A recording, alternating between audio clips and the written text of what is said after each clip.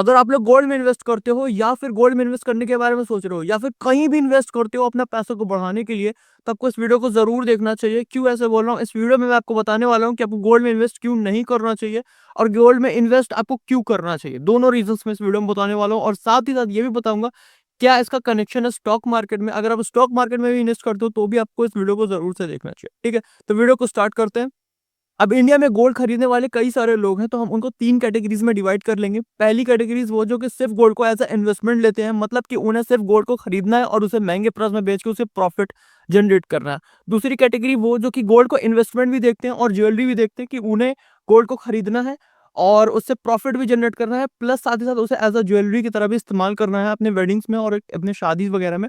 और तीसरी कैटेगरी हम वो ले सकते हैं जो कि गोल्ड को बिल्कुल इन्वेस्टमेंट की तरह नहीं देखती है, सिर्फ उसे एज अ ज्वेलरी देखती है कि उसे एज अ फैशन हम इस्तेमाल करने वाले हैं। ठीक है, तो ये तीन कैटेगरीज में ले रहा हूँ ताकि आपको चीजों को बहुत अच्छी तरीके से समझ में आ सके। ठीक है, अब यहाँ पे हम एवरेज रिटर्न्स देखेंगे। पहले स्टॉक मार्केट के एवरेज रिटर्न देखेंगे। तो आप स्टॉक मार्केट के जब एवरेज रिटर्न देखते हो कि पूरा ये एवरेज रिटर्न बताया जा रहा है, स्टॉक मार्केट का एवरेज रिटर्न 15% है, वहीं पे गोल्ड का जो एवरेज रिटर्न दिखाया जा रहा है वो 11% है। ठीक है, why you should not invest in gold, आपको क्यों गोल्ड नहीं खरीदना है, अब ये टॉपिक पे बात आते हैं। ठीक है, आपको गोल्ड में इन्वेस्टमेंट क्यों नहीं करना चाहिए, अब ये चीज मैं बताने वाला हूँ। अगर आप गोल्ड को एज अ इन्वेस्टमेंट पर्पज देखते हो कि आपको सिर्फ उसको खरीदना है और जैसे उसका प्राइस बढ़ जाए आप उसे बेच देना है, आप सिर्फ उसे एज अ प्रॉफिट देखते हो, मतलब पहली कैटेगरी में आते हो कि आपको कोई ज्वेलरी से मतलब नहीं है, आपको सिर्फ गोल्ड को एज अ प्रॉफिट लेना है, तब आपको गोल्ड महंगा पड़ सकता है। क्यों महंगा पड़ सकता है अभी आपको समझाता हूँ। अगर आप डिजिटल गोल्ड खरीदने जाते हो मार्केट में, आपको खरीदते खरीदते मानिए 3% जीएसटी देना पड़ता है, प्लस साथ ही साथ 3 से 6% का वहां पे आपको स्प्रेड देना पड़ेगा, जो कि ओवरऑल मैंने चार्ज निकाला है तो 6.15% का आपको चार्ज देना पड़ेगा।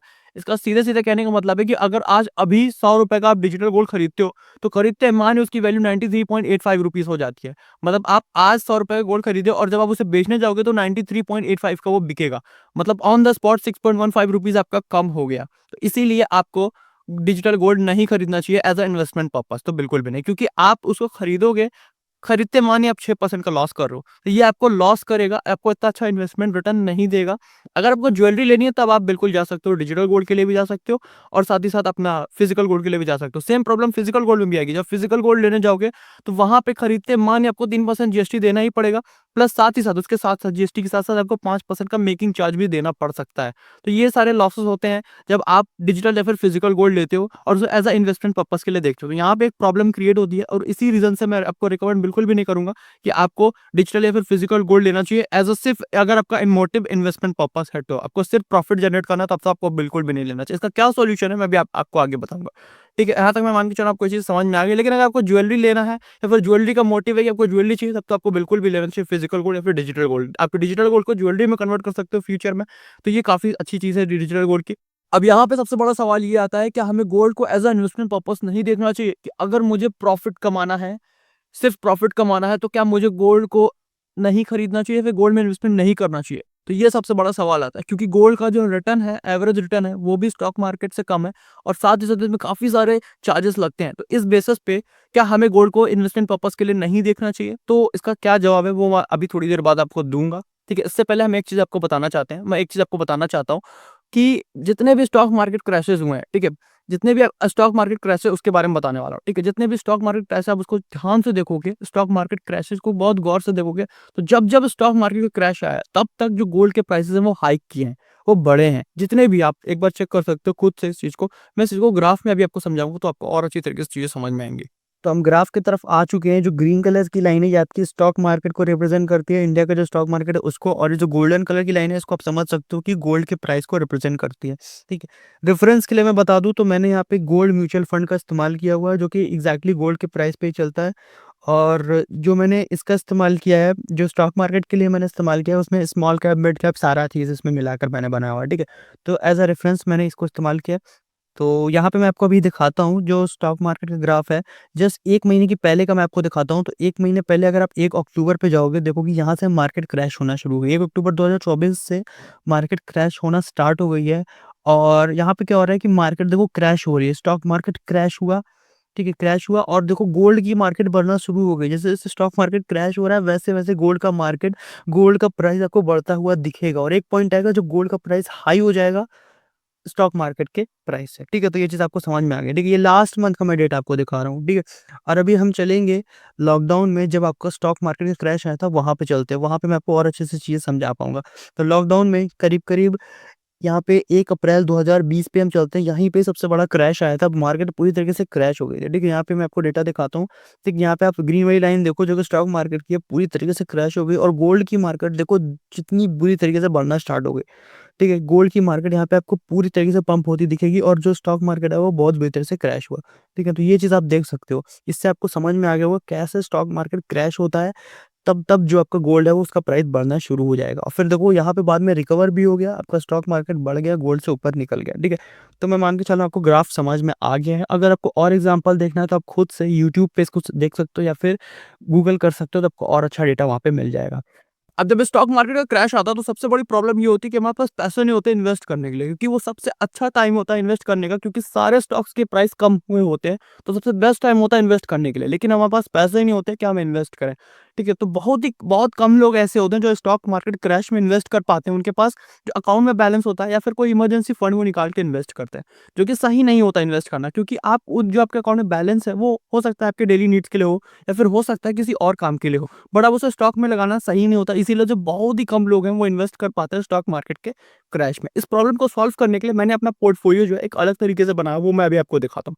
ठीक है, देखो ये सिर्फ मेरा पोर्टफोलियो है, मैंने अपने लिए बनाया, मेरे लिए काम करता है इसलिए मैंने बनाया, मैं आपको रिकमेंड नहीं कर रहा, मैं सिर्फ इस चीज़ को समझाने के लिए आपको बता रहा हूँ। यहाँ पे मैं क्या करता हूँ, अपना जो 20% पोर्टफोलियो है वो गोल्ड में इन्वेस्ट कर देता हूँ और अपना जो बाकी का 80% पोर्टफोलियो एक हाई रिस्क इक्विटी पोर्टफोलियो बनाता हूँ उसको, ठीक है। मतलब मैं स्मॉल कैप के म्यूचुअल फंड में डाल देता हूँ, जिसमें मुझे जो सीएजीआर मिलता है वो कम से कम 20% तो आराम से मिल जाता है। और जो मेरा 20% वाला पार्ट है जो कि गोल्ड है, उसमें मुझे जो सीएजीआर मिलता है वो मिलता है करीब-करीब 11% मिल जाता है गोल्ड से, ठीक है? तो ये चीज़, ये ऐसा मैं पोर्टफोलियो क्यों बनाता हूँ मैं भी आपको बताने वाला हूँ। अब ज़्यादातर यही हो सकता है, 2 केस बन सकते हैं बस। हो सकता है कि मैंने आज इन्वेस्टमेंट शुरू करी और हो सकता है कि मार्केट आज पीक पे है, बढ़ रही है और बढ़ती ही जा रही है। मार्केट कभी कम ही नहीं हुआ। अगर बढ़ती ही जा रही है तो मेरा 20% पोर्टफोलियो तो पहले से गोल्ड में और बाकी 80% जो है वो म्यूचुअल फंड में, जो कि हाई रिस्क म्यूचुअल फंड है। तो अगर मार्केट बढ़ रही है तो मुझे टेंशन लेने की ज़रूरत नहीं, मुझे ऑलरेडी प्रॉफ़िट होगा, ठीक है? जो इसमें जो सीएजीआर मेरे को मिलता है, वो मिलता है करीब-करीब 18.2% का सीएजीआर मुझे मिल जाता है, ठीक है? तो ये केस 1 होगा जब मार्केट क्रैश ही ना हो और मार्केट बढ़ती ही चली जाए, तो भी मेरे को 18.2% का सीएजीआर एवरेज मिल जाएगा, क्योंकि 20% इन्वेस्टमेंट गोल्ड में है और बाकी का जो 80% इन्वेस्टमेंट है, वो स्मॉल कैप म्यूचुअल फंड में है। यहाँ पे फंड मैनेजर्स होते हैं, जो कि बहुत एक्सपर्ट होते हैं, जो कि आपके फंड्स को मैनेज करता है, आपको टेंशन लेने की ज़रूरत नहीं। अब दूसरा केस ये हो सकता है कि हो सकता है मार्केट क्रैश हो जाए। मार्केट क्रैश हो जाए तब तो आपके लिए और अच्छा है। क्यों अच्छा है? क्योंकि मार्केट अगर जैसे-जैसे क्रैश होगी, जो आपका बो गोल्ड का पोर्टफोलियो है, जो गोल्ड का पोर्टफोलियो है, वो बढ़ना शुरू हो जाएगा, क्योंकि 20% इन्वेस्टमेंट आपने गोल्ड में करी है, ठीक है? गोल्ड का पोर्टफोलियो बढ़ेगा, तो आप इस पॉइंट पे आके गोल्ड को बेच सकते हो और सस्ते में आप अपना स्मॉल कैप म्यूचुअल फंड खरीद सकते हो। मैं आप स्मॉल कैप म्यूचुअल फंड खरीदता हूँ, आप कुछ भी खरीद सकते हो, जो भी आपको इक्विटी में चाहिए स्टॉक मार्केट से आप उसको खरीद सकते हो, क्योंकि उसका प्राइस कम रहेगा और उसी टाइम पे आपके पास जो 20% गोल्ड जो आपने स्टार्टिंग में खरीद के रखा था, उसका प्राइस काफ़ी बढ़ चुका होगा, तो आप उसको बेच के यहाँ पे प्रॉफिट बुक कर लिए और अपने सस्ते में स्टॉक मार्केट के स्टॉक्स खरीद लिए, ठीक है? तो मैं मान के चलो आपको ये चीज़ें समझ में आ गई, ये स्ट्रैटेजी समझ में आ गई, ठीक है? ये स्ट्रैटेजी बताने का मतलब यही है कि आपको मैं बस यही चीज़ समझाना चाहता हूँ कि जब-जब स्टॉक मार्केट क्रैश होता है, गोल्ड के प्राइसेस बढ़ते हैं और आपको इस तरीके से उसका इस्तेमाल कर सकते हैं। मैं बिल्कुल नहीं बोल रहा हूँ ये स्ट्रैटेजी आपको कॉपी करने के लिए, ये मेरे लिए काम कर सकती है, पर हो सकता है आपके लिए काम ना करे, ठीक है? तो मैं सिर्फ़ आपको समझाने के लिए स्ट्रैटेजी को बता रहा हूँ, मैं बिल्कुल रिकमेंड नहीं कर रहा हूँ या फिर बोल नहीं रहा हूँ कि आपको सेम टू सेम इसको कॉपी करना है। अब यहाँ पे हम समझेंगे बेस्ट वे क्या होता है गोल्ड में इन्वेस्ट करने का। अगर आपका मोटिव सिर्फ़ इन्वेस्टमेंट पर्पज़ है, सिर्फ़ आपको प्रॉफिट कमाना है, तो बेस्ट तरीका क्या होता है? फिज़िकल गोल्ड तो बिल्कुल भी नहीं होगा, क्योंकि फिज़िकल गोल्ड आपके पास है मान लो, तो आप उसको बेचने जाओगे ज्वेलर के पास, उसमें आधा टाइम लग जाएगा, फिर उसमें मेकिंग चार्जेस क्या-क्या आपको देने पड़ जाएँगे, जीएसटी, मेकिंग चार्ज, तो फिजिकल गोल्ड तो आपको बिल्कुल भी मैं रिकमेंड नहीं करूँगा। डिजिटल गोल्ड में भी यही प्रॉब्लम होगी, आपको वहाँ पे जीएसटी और स्प्रेड वगैरह चार्जेस देने पड़ जाएँगे। तो यहाँ पे मैं आपको ये दोनों ऑप्शन बिल्कुल काट रहा हूँ।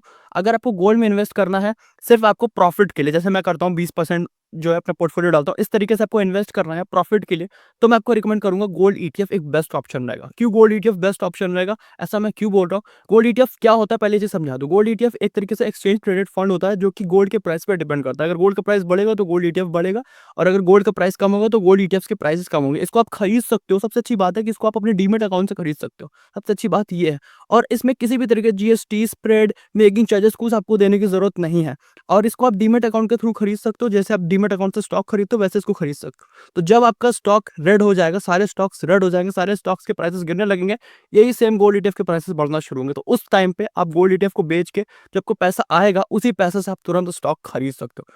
ठीक है, तो अगर आपके पास डीमैट अकाउंट है तो बहुत अच्छी बात है, लेकिन अगर आपके पास डीमैट अकाउंट नहीं है तो मैं आपके लिए यहाँ पे एक मौका लाया हूँ।